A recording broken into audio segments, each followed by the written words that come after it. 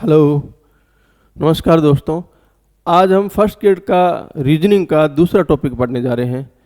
पहला टॉपिक हमने सादृश्यता पढ़ लिया था और रीजनिंग का ये दूसरा टॉपिक है वेन आरेख, जो हम आज पढ़ेंगे। ठीक है भाई। तो वेन आरेख क्या है, सबसे पहले देख लो। एक स्विट्जरलैंड के गणितज्ञ थे यूलर। उन्होंने क्या किया, जो समुच्चय होते हैं, वस्तुओं का समूह है होता ना, कलेक्शन या सेट, उसको बोलते हैं समुच्चय। बहुत सारी वस्तुओं का समूह होता है, उसको क्या बोलते हैं, समुच्चय, या फिर इंग्लिश में बोलते हैं सेट्स या कलेक्शन। उनको क्या करती है, ज्यामितीय आकृतियाँ। ज्यामितीय आकृतियाँ क्या होती है, वृत्त है, त्रिभुज है, आयत है, वर्ग है। इसके द्वारा इन्होंने व्यक्त करने की कोशिश की, बांटने की कोशिश की, निरूपित करने की कोशिश की। ठीक है। फिर बाद में एक वैज्ञानिक आए जॉन वेन, जो ब्रिटिश के है। उन्होंने इस यूलर की जो पद्धति थी ना, यूलर ने जो बताया था, उसको रिसर्च करके और आगे बढ़िया तरीके से विकसित किया, जो आज हम पढ़ रहे हैं। ठीक है ना। तो इसी वैन के सम्मान में, ये जो जॉन वैन जो वैज्ञानिक है ना, इन्हीं के सम्मान में हम क्या करते हैं, ये समुच्चय को व्यक्त करने की जो ज्यामितीय आकृतियां ना, वृत्त, त्रिभुज, इनको हम क्या बोलते हैं, वैन आरेख बोलते हैं। वैन आरेख क्यों बोलते हैं, क्योंकि जॉन वैन ने इसको विकसित किया। किसने विकसित किया, जॉन वैन ने।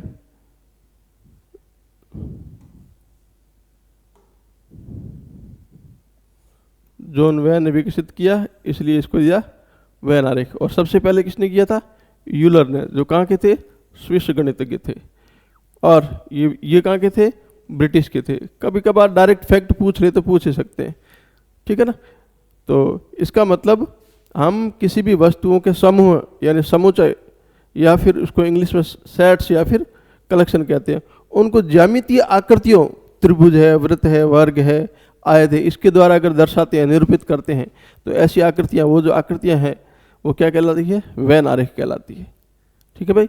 वैन आरेख, आरेख तो है ही है, लेकिन वैन क्या कर दिया, इस वैज्ञानिक के सम्मान में हमने इसका नाम रख दिया वैन आरेख। ठीक है भाई। नेक्स्ट,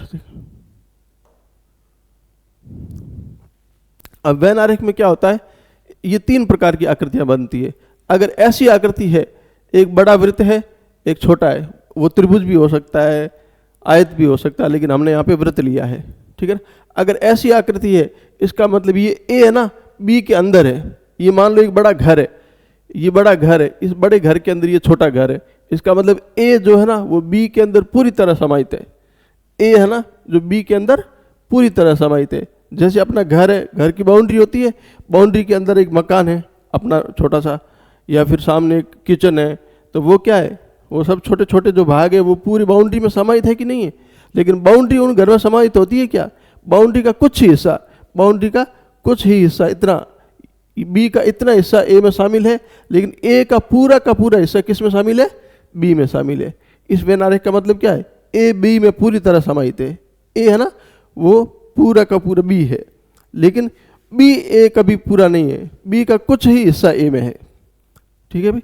इधर ए और बी, इसका मतलब क्या है कि ए जो है ना, इस ए का कुछ हिस्सा बी के पास है, ये देखो ये वाला, और इस बी का कुछ हिस्सा किसके पास है, ए के पास है। यानी कि ये कुछ की बात करता है, कुछ हिस्सा इसमें, कुछ हिस्सा उसमें। जब कुछ की बात होती है तो ये, जब सब की बात होती है तब ये।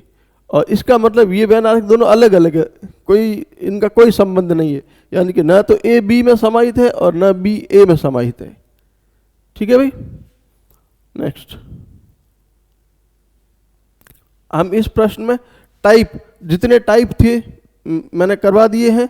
PYQs जो कभी कभार आए, आप एक एग्जाम से थोड़ा पहले एक PYQ सीरीज चलाएंगे, रीजनिंग की, मैथ्स की, साइंस की, इंग्लिश की, ये चारों विषय मैं यहाँ पे पढ़ाऊँगा। तो इन चारों के अपन PYQ पढ़ेंगे, लेकिन पहले हम टॉपिक पढ़ेंगे, टॉपिक समझेंगे। टॉपिक के जितने भी टाइप हो सकते हैं हम पढ़ लेंगे, फिर PYQ करेंगे ना। तो इसमें मैक्सिमम क्वेश्चन मैंने PYQ ही उठाए हैं, लेकिन फिर भी अपने जो फर्स्ट ग्रेड में जो भी आए हैं PYQ, वो भी हम एग्जाम से या पहले, या फिर ये एक बार सिलेबस खत्म हो जाए उसके बाद में PYQ सीरीज चलाएंगे। उस सीरीज में मैं PYQ भी आपको पूरे करवा दूंगा। ये तो है ही है, इससे टॉपिक समझ में आ जाएगा टॉपिक क्या है। ठीक है। तो इस टॉपिक का पहला टाइप का पहला ही प्रश्न, पहला प्रश्न क्या कह रहा है कि नीचे दिए गए वैन आरेखों में से कौन सा वैन आरेख दिए गए 3 वर्गों के व्यक्ति, टेनिस 3 वर्ग के व्यक्ति है। कौन? एक तो टेनिस के प्रशंसक है, एक क्रिकेट के खिलाड़ी है और एक विद्यार्थी है। इनके बीच संबंध को सही रूप से कौन दर्शाता है? इनके बीच के संबंध को सही रूप से क्या दर्शाता है? टेनिस के प्रशंसक भी क्या है? आदमी है, कोई व्यक्ति है। और क्रिकेट के खिलाड़ी भी क्या है? कोई व्यक्ति ही है। और विद्यार्थी तो वैसे ही व्यक्ति है। विद्यार्थी तो क्या होते हैं? वैसे भी व्यक्ति होते हैं। इसका मतलब अगर मैं ये डायग्राम देखूं, इसका मतलब ये हो सकता है कि पूरे विद्यार्थियों में ये टेनिस के खिलाड़ी और ये टेनिस के प्रशंसक और क्रिकेट के खिलाड़ी समाहित है पूरे के पूरे। इन दो, ये तो हो ही नहीं सकता है। इसका मतलब क्या है कि भाई अगर इस एक कोई भी एक, जैसे मान लो इसको मैंने विद्यार्थी मान लिया, तो विद्यार्थी और क्रिकेट में तो संबंध है, विद्यार्थी और टेनिस में संबंध है, लेकिन टेनिस और क्रिकेट में कोई संबंध नहीं है। ठीक है ना? ऐसा तो हो नहीं सकता है। ठीक है ना? और दूसरा कि इसमें भी क्या बताया है, कोई एक पूरी तरह समाहित है और कोई एक जो है कुछ समाहित है। लेकिन इसमें देखते हैं, देखो अब टेनिस, इसको मान लो टेनिस, ये क्या? टेनिस के खिलाड़ी, टेनिस के प्रशंसक, ये मान लेते हैं अपन विद्यार्थी, और ये मान लेते हैं क्रिकेट। तो इसमें देखो कुछ क्रिकेट के खिलाड़ी टेनिस खेलते हैं और कुछ टेनिस के खिलाड़ी क्रिकेट खेलते हैं। ठीक है भाई? और कुछ टेनिस के खिलाड़ी विद्यार्थी है और कुछ विद्यार्थी टेनिस के खिलाड़ी है। ठीक है? कुछ विद्यार्थी क्रिकेट के खिलाड़ी है और कुछ क्रिकेट के खिलाड़ी क्या है? विद्यार्थी है। कुछ ऐसा है। ठीक है? तो ये वाला डायग्राम सही हो जाएगा, ये ऑप्शन सही हो जाएगा। इसमें देखो पूरे के पूरे तो समाहित कभी हो ही नहीं सकते। पूरे के पूरी तो इन तीनों में ऐसा कभी नहीं हो सकता है कि टेनिस या विद्यार्थी पूरे के पूरे किसी एक में समाहित हो। ऐसा थोड़ी हो सकता है। ऐसा थोड़ी कि सारे के सारे टेनिस के खिलाड़ी विद्यार्थी और क्रिकेट है, क्रिकेट को पसंद करने वाले हैं। ऐसा तो हो ही नहीं सकता। इसमें इन दोनों के बीच में तो कोई संबंध बताया ही नहीं है।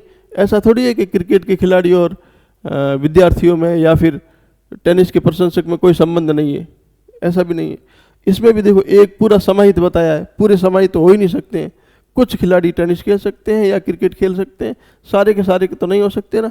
इसका मतलब ये 3 ऑप्शन तो हो नहीं सकते। ऑप्शन नंबर क्या होगा? ए। अच्छा, अब ये प्रश्न क्या है? नीचे दिए गए प्रश्न में 3 प्रकार के वस्तुओं के समूह यानी समुच्चय दिए गए हैं। उन समूहों के सामने दिए गए वैन आरेखों से मिलान कीजिए। मिलान करना है। ठीक है? क्या?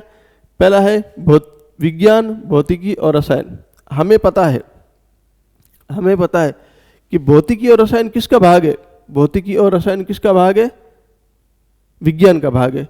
इसका मतलब विज्ञान के प्रकार है ना, विज्ञान के प्रकार होते हैं भौतिक विज्ञान, रसायन विज्ञान, जीव विज्ञान। ठीक है ना? ये विज्ञान के प्रकार है।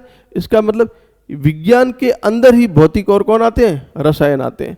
तो ये पूरी विज्ञान है, ये पूरी विज्ञान है, ये पूरी विज्ञान है। और इस विज्ञान के अंदर एक हो सकता है रसायन और एक हो सकता है भौतिकी।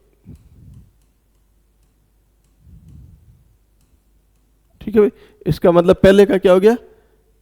ए। क्यों? विज्ञान आपको पता ही है, विज्ञान के प्रकार ही तो है ना भौतिक और रसायन। लेकिन भौतिक और रसायन दोनों अलग अलग विषय हैं। भौतिक विज्ञान अलग विषय है और रसायन विज्ञान अलग विषय है। लेकिन दोनों के दोनों है क्या? दोनों के दोनों विज्ञान है। विज्ञान के अंदर समाहित है दोनों के दोनों। दोनों के दोनों क्या है? विज्ञान है। फिर क्या है? जीव, मनुष्य और ग्रह। ठीक है भाई? ये ध्यान रखना, ये ग्रह अलग चीज है। एक होता है ग्रह, एक होता है गृह। ग्रह मतलब ये इंग्लिश में अगर इसको बोलते हैं प्लेनेट, जो सूर्य के चारों ओर क्या करते हैं?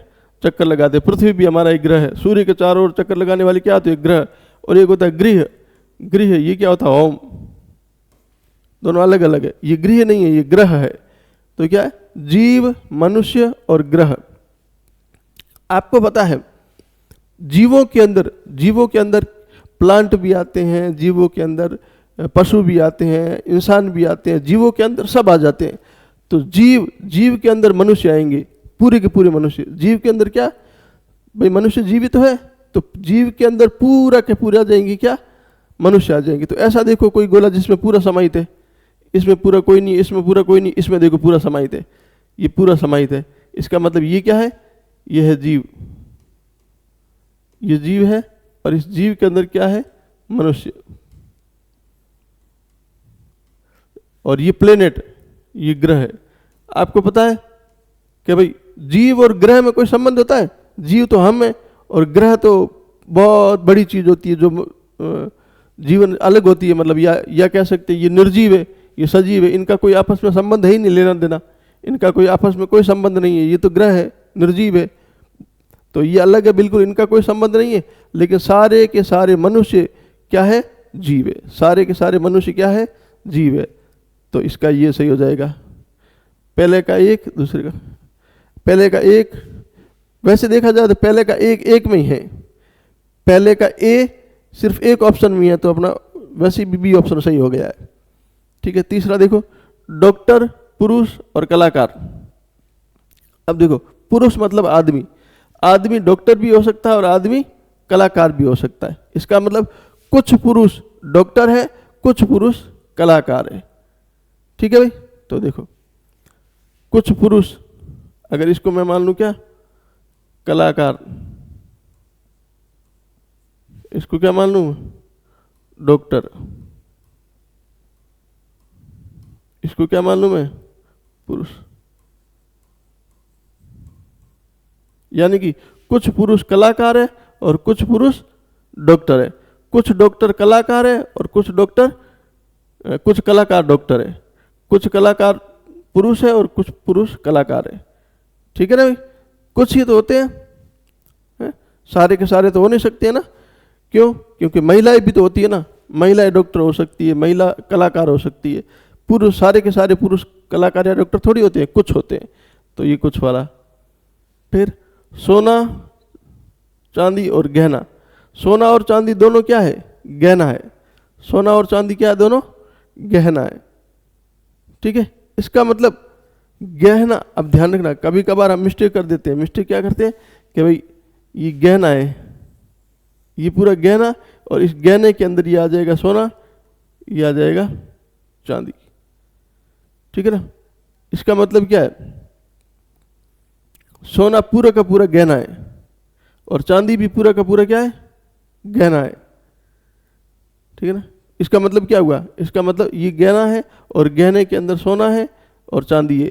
तो सोने और चांदी में तो क्या है, कोई संबंध नहीं है, सोने और चांदी। इसका मतलब सोना बिल्कुल अलग है, चांदी बिल्कुल अलग है, तो सोना और चांदी में कोई संबंध नहीं। इसका मतलब इनमें से कोई एक तो क्या होगा, सोना और चांदी, और ये अगर ये है गहना।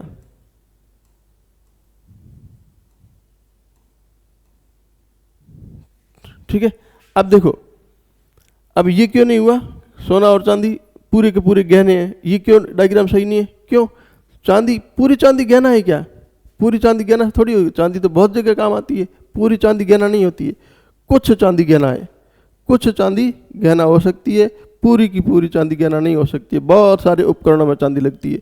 सोना भी कुछ सोना क्या हो सकता है, गहना हो सकता है, लेकिन सारा का सारा सोना गहना नहीं हो सकता है।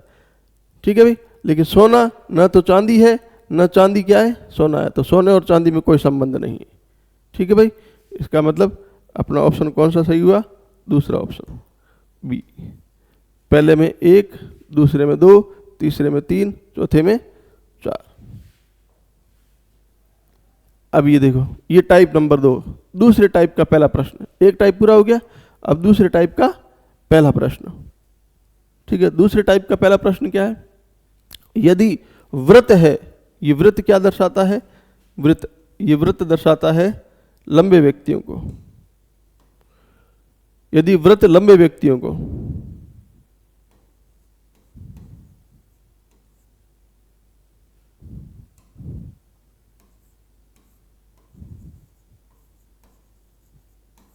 लंबे व्यक्तियों को कौन व्रत दर्शाता है, त्रिभुज क्या करता है, सैनिकों को। त्रिभुज किसको दर्शा रहा है, सैनिकों को। और वर्ग, ये वर्ग है, वर्ग किसको दर्शाता है? वर्ग सशक्त व्यक्ति, सशक्त, ठीक है, निरूपित करता है। तो निम्नांकित आरेख में से कौन सी संख्या केवल सशक्त सैनिकों को, सशक्त सैनिक, अब सैनिक, सिर्फ सैनिक की बात करें, सिर्फ सैनिक, सैनिक किस में आते हैं? त्रिभुज में आते हैं। तो त्रिभुज में देखो, त्रिभुज में 2 भी आ रहा है, 5 भी आ रहा है, 4 भी आ रहा है, 6 भी आ रहा है। त्रिभुज में देखो, ये त्रिभुज है, इस त्रिभुज में 2, 5, 4, 6, इसका मतलब सैनिक कौन से? सैनिक तो ये 4 है, 2, 5, 4 और 6, ठीक है। और सशक्त व्यक्ति, सशक्त व्यक्ति कौन कौन है? जो आयत में 6, 7, 4, 3, ये क्या है? सारे सशक्त व्यक्ति है। ये क्या है? सारे के सारे सशक्त व्यक्ति है। और प्रश्न क्या पूछा है? सशक्त सैनिक, इसका मतलब ऐसा ढूंढना है। सशक्त व्यक्ति किस में आता है? वर्ग में। और सैनिक किस में आता है? सैनिक त्रिभुज में, सैनिक आता है त्रिभुज में। अब हमें ढूंढना क्या है? सशक्त सैनिक, मतलब ऐसा सैनिक ढूंढना है, यानी कि वर्ग और त्रिभुज, सशक्त सैनिक, सशक्त भी है और सैनिक भी है। यानी सशक्त तो वर्ग है और त्रिभुज क्या है? सैनिक है। तो हमें एक तो वर्ग और त्रिभुज, ऐसी कौन सी संख्या है जो वर्ग में भी आ रही है और त्रिभुज में भी आ रही है? ये देखो 6, ये जो 6 है ना, देखो त्रिभुज में आ रही है, 6 त्रिभुज में भी आ रही है और 6 किस में आ रही है? वर्ग में आ रही है। लेकिन ये 4 देखो, 4 वृत्त में भी आ रही है, इसलिए 4 को हमने लिया नहीं, ठीक है। 3 त्रिभुज में नहीं है लेकिन वृत्त में है। हमें तो कौन सा देखना है? वर्ग और त्रिभुज देखना है। तो वर्ग में कौन सी आ रही है? 6, और त्रिभुज में भी कौन सी आ रही है? 6, ठीक है। ये 2 केवल त्रिभुज में आ रहा है, इसका मतलब कौन सा ऑप्शन सही होगा? सी ऑप्शन, 6 नंबर का जो व्यक्ति है वो सशक्त सैनिक है। सशक्त व्यक्ति भी है और सैनिक भी है। लेकिन टोटल सैनिक पूछते कि कुल सैनिक कितने हैं, तो कुल सैनिक कितने हैं जो त्रिभुज में है? त्रिभुज में 2, 5, 4, 6, 4, टोटल सैनिक कितने हैं? 4 है। अगर ऐसा प्रश्न पूछा जाता कि ऐसा बताओ जो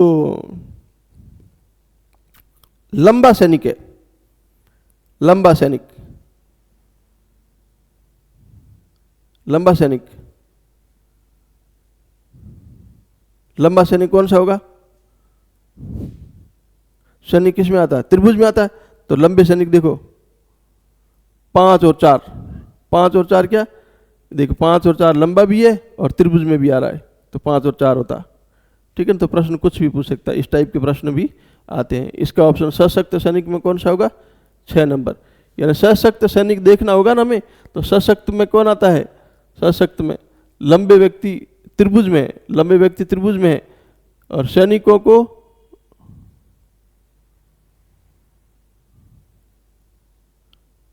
ठीक है, वृत्त लंबे व्यक्तियों को, त्रिभुज सैनिकों को। तो त्रिभुज सैनिक है तो त्रिभुज, और सशक्त पूछा है तो सशक्त के लिए हमें क्या देखना है? वर्ग देखना है। वर्ग में कौन आता है? सशक्त। तो इससे उत्तर क्या आ जाएगा? सी, 6। अब प्रश्न देखो, ये नीचे दिए गए आरेख में क्रमशः त्रिभुज, वर्ग और वृत्त दिखाया गया है, जो कि क्रमशः शहरी, मतलब त्रिभुज किसको दर्शाता है? त्रिभुज दर्शाता है शहरी को, क्रमशः है, ठीक है ना। त्रिभुज किसको दर्शा रहा है? शहरी को। और वर्ग किसको दर्शा रहा है? वर्ग दर्शा रहा है कठोर परिश्रमी को। वर्ग दिखा रहा है कठोर परिश्रमी को। और वृत्त, वृत्त किसको दर्शाता है? शिक्षित को। ये वृत्त है, ये किसको दर्शाता है? शिक्षित को, ठीक है। तो बताओ अंकित में ऐसा कौन सा क्षेत्र है जो शहरी है और शिक्षित है? शहरी है, शहरी का मतलब शहरी, शहरी किस में आता है भाई? शहरी देखो, शहरी आता है त्रिभुज में। शहरी का मतलब त्रिभुज, यानी कि अपने को एक तो देखना है त्रिभुज। शहरी आता है त्रिभुज में। और शिक्षित आता है, शिक्षित किस में आता है? देखो भाई, शिक्षित आता है वृत्त में। शिक्षित आता है वृत्त में, ठीक है, लेकिन कठोर परिश्रमी नहीं है। यानी हमें ऐसा देखना है जो त्रिभुज और वृत्त में तो आए लेकिन कठोर परिश्रमी यानी वर्ग में नहीं आए, वर्ग में नहीं, कठोर परिश्रमी नहीं है। कठोर परिश्रमी कौन है? वर्ग। यानी ऐसा देखना जो त्रिभुज और वृत्त में तो आए लेकिन वर्ग में नहीं आए। तो त्रिभुज और वृत्त में कौन सा आ रहा है? देखो ये त्रिभुज में है,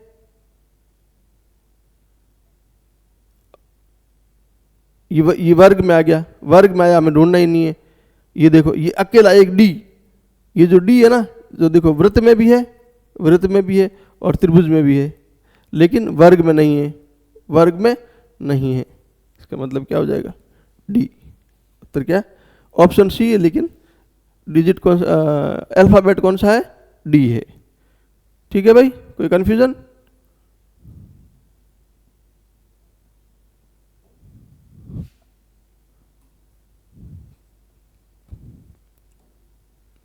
नेक्स्ट क्वेश्चन, टाइप नंबर 3, तीसरे टाइप का प्रश्न।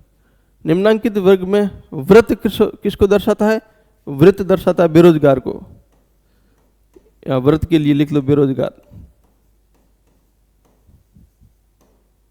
वर्ग से परिश्रमी, ये वर्ग है, वर्ग में कौन है?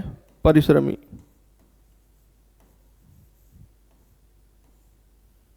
त्रिभुज से ग्रामीण, त्रिभुज में कौन है? ग्रामीण। तथा आयत से बुद्धिमान, ये आयत है, आयत में कौन है? बुद्धिमान व्यक्ति।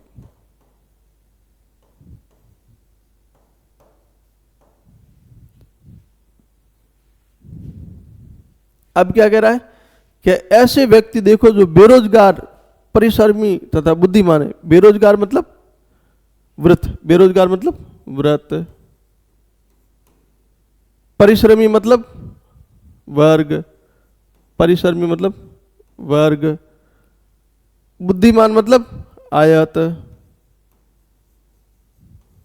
और ग्रामीण मतलब त्रिभुज, ग्रामीण मतलब त्रिभुज।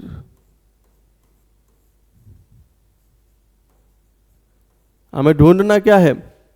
ऐसा व्यक्ति ढूंढना जो वृत्त, वर्ग और आयत में तो आए लेकिन त्रिभुज में नहीं आए।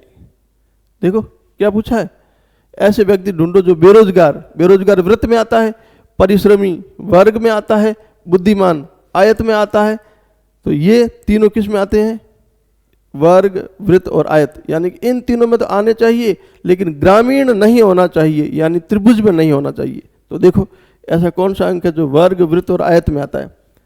ऐसा कौन सा है? वर्ग, वृत्त और आयत में आता है। ये देखो आयत में, ये आयत में, ये देखो वर्ग में और वृत्त में, लेकिन त्रिभुज में नहीं है। ये देखो 8 और 9, 8 और 9 देखो वर्ग में भी आ रहा है, आयत में भी आ रहा है और वृत्त में भी आ रहा है, लेकिन त्रिभुज में नहीं आ रहा है, लेकिन त्रिभुज में नहीं आ रहा। तो कौन से अंक है? 8 और 9, 8 और 9। लेकिन ऑप्शन में हमें 9 ही दे रखा है। ऑप्शन में क्या दे रखा है? 8 और 9 दे रखे होते तो 8 और 9 सही कर देते, लेकिन 9 तो दे रखा है ना, तो उत्तर क्या हो जाएगा? 9 सही हो जाएगा। ठीक है भाई।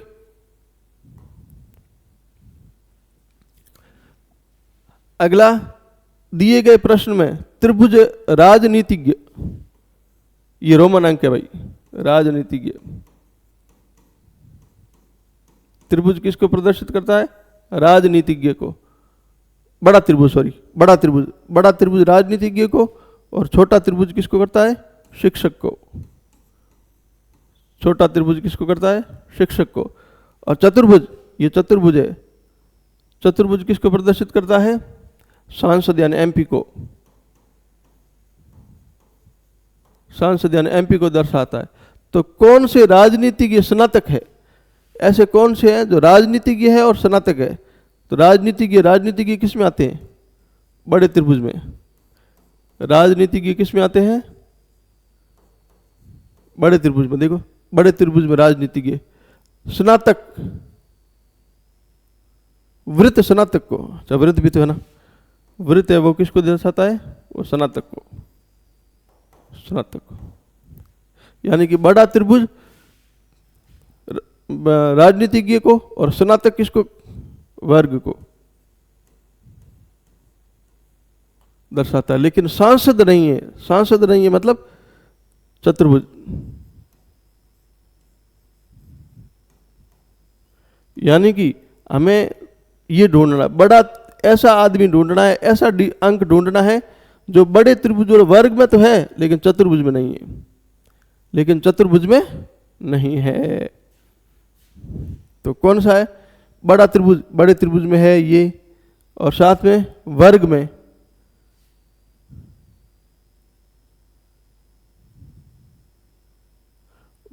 है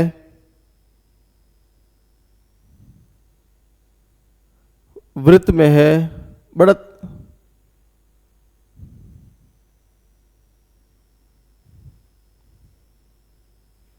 ये देखो बड़ा त्रिभुज, बड़े त्रिभुज में कौन कौन है? ये सारे बड़े त्रिभुज में, और साथ में वर्ग में, वर्ग में होना चाहिए। तो वर्ग में कौन सा? एक तो 8 है और एक 2, दो तो वृत्त में आ गया, स्नातक नहीं है। अच्छा स्नातक होना चाहिए, हाँ। तो 2 और सांसद नहीं है, 7।